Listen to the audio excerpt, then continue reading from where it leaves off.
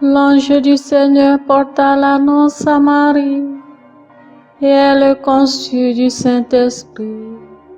Réjouis-toi, Marie, pleine de grâce, le Seigneur est avec toi. Tu es bénie entre les femmes, et le fruit de ton sein est béni.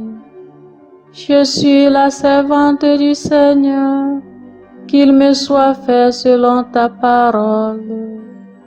Réjouis-toi, Marie, pleine de grâce, le Seigneur est avec toi. Tu es bénie entre les femmes, et le fruit de ton sein est béni. Et le Verbe s'est fait chair, et il a demeuré parmi nous. Réjouis-toi, Marie, pleine de grâce, le Seigneur est avec toi. Tu es bénie entre les femmes, et le fruit de ton sein est béni. Priez pour nous, Sainte Mère de Dieu, afin que nous soyons rendus dignes des promesses du Christ. Prions. Que ta grâce, Seigneur notre Père, se répande en nos cœurs. Par le message de l'ange, tu nous as fait connaître l'incarnation de ton Fils bien-aimé. Conduis-nous par sa passion et par sa croix jusqu'à la gloire de la résurrection. Par Jésus le Christ notre Seigneur. Amen.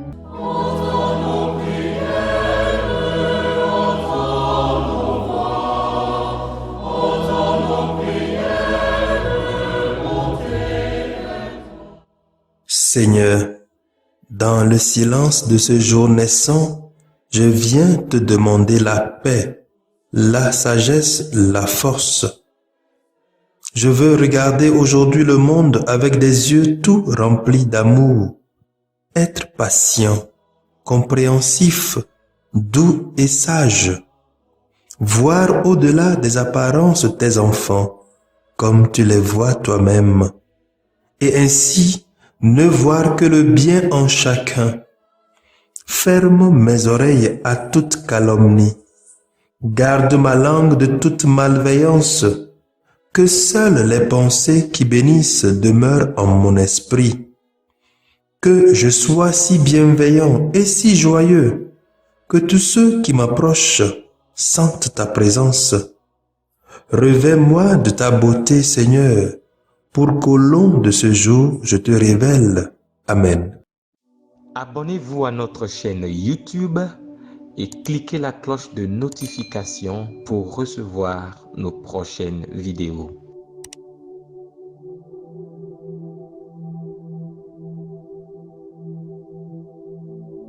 Les lectures de ce vendredi 5e semaine de Carême sont lues par Paulette Mordinou, sœur missionnaire de Notre-Dame des Apôtres, Guillaume Doucevi, diacre de la Société des Missions Africaines, et commentée par Habib Akpata, père de la Société des Missions Africaines.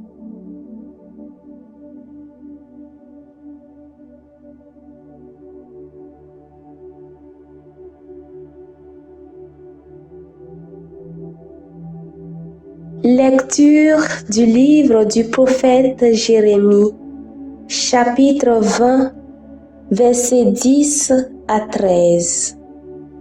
Moi, Jérémie, j'entends les calomnies de la foule. Dénoncez-le. Allons le dénoncer, celui-là, l'épouvante de tous côtés. Tous mes amis guettent mes faux pas. Ils disent, peut-être se laissera-t-il séduire. Nous réussirons et nous prendrons sur lui notre revanche. Mais le Seigneur est avec moi, tel un guerrier redoutable. Mes persécuteurs trébucheront, ils ne réussiront pas. Leur défaite les couvrira de honte, d'une confusion éternelle, inoubliable. Seigneur de l'univers, toi qui scrutes l'homme juste, toi qui vois les reins et les cœurs, fais-moi voir la revanche que tu leur infligeras, car c'est à toi que j'ai remis ma cause. Chantez le Seigneur, louez le Seigneur. Il a délivré le malheureux de la main des méchants. Parole du Seigneur, nous rendons grâce à Dieu.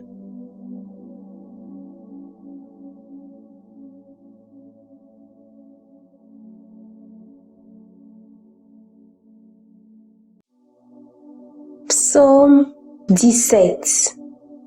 Dans mon angoisse, j'appelais le Seigneur, il entend ma voix. Je t'aime, Seigneur, ma force, Seigneur, mon roc, ma forteresse, Dieu, mon libérateur, le rocher qui m'abrite, mon bouclier, mon fort, mon arme de victoire. Dans mon angoisse, j'appelais le Seigneur, il entend ma voix. Louange à Dieu, quand je fais appel au Seigneur, je suis sauvé de tous mes ennemis. Dans mon angoisse, j'appelais le Seigneur, il entend ma voix. Les liens de la mort m'entouraient, le torrent fatal m'emportait, des liens infernaux m'étreignaient, j'étais prise au piège de la mort. Dans mon angoisse, j'appelais le Seigneur, il entend ma voix. Dans mon angoisse, j'appelais le Seigneur, vers mon Dieu, je lançais un cri. De son temple, il entend ma voix, mon cri parvient à ses oreilles. Dans mon angoisse, j'appelais le Seigneur, il entend ma voix. Gloire au Christ, sagesse éternelle du Dieu vivant. Gloire à toi, Seigneur.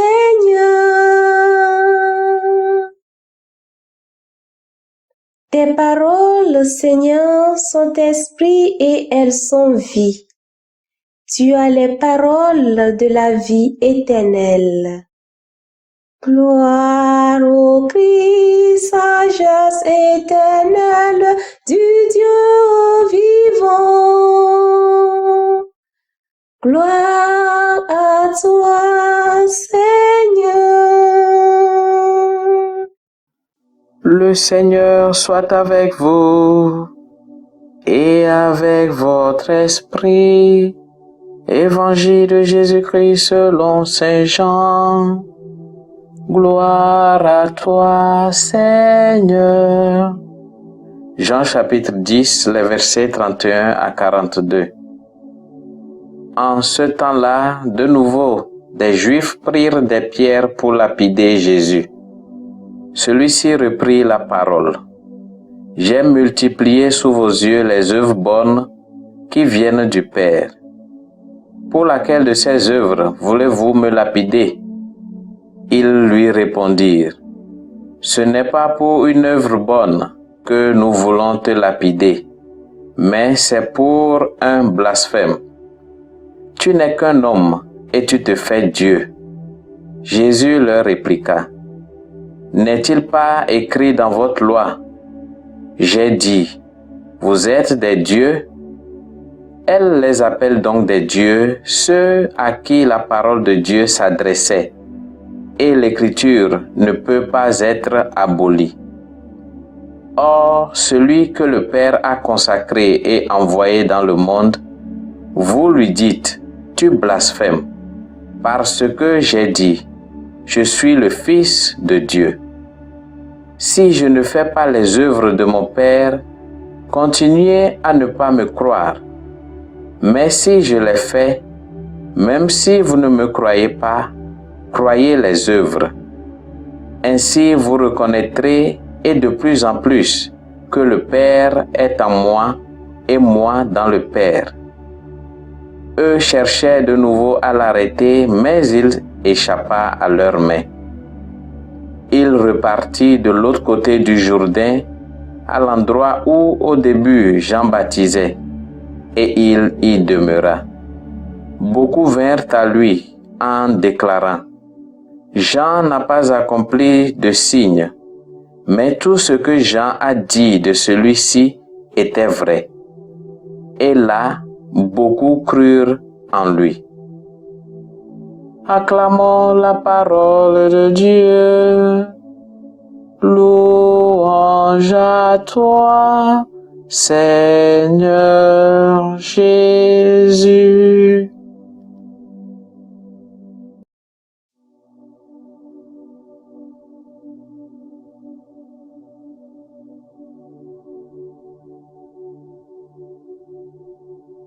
Dans la première lecture, Jérémie remet sa cause entre les mains du Seigneur et lui demande d'exercer une vengeance à l'encontre de ses persécuteurs.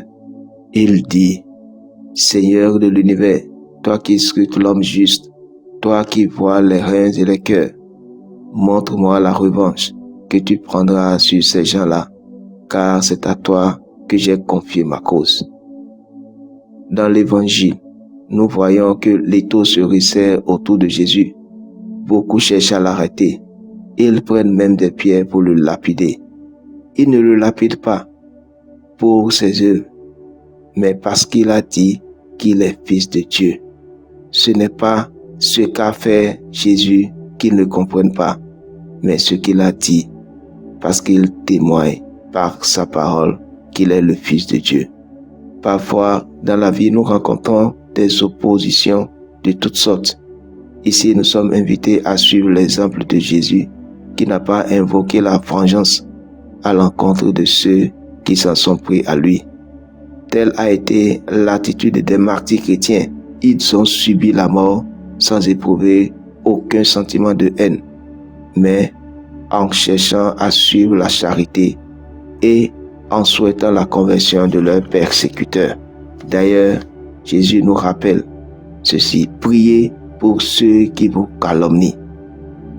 Notre vie doit être empreinte de témoignages de foi dans le Christ, un témoignage d'espérance et un témoignage d'amour dans la mesure où nous serons capables d'offrir notre vie pour le bien de tous, pour le bien de l'Église et aussi pour le bien de nos persécuteurs. Que le Seigneur nous libère et nous éloigne de la tentation de renier notre foi. Qu'il nous donne le courage d'en témoigner en demeurant fidèles à l'amour de Dieu.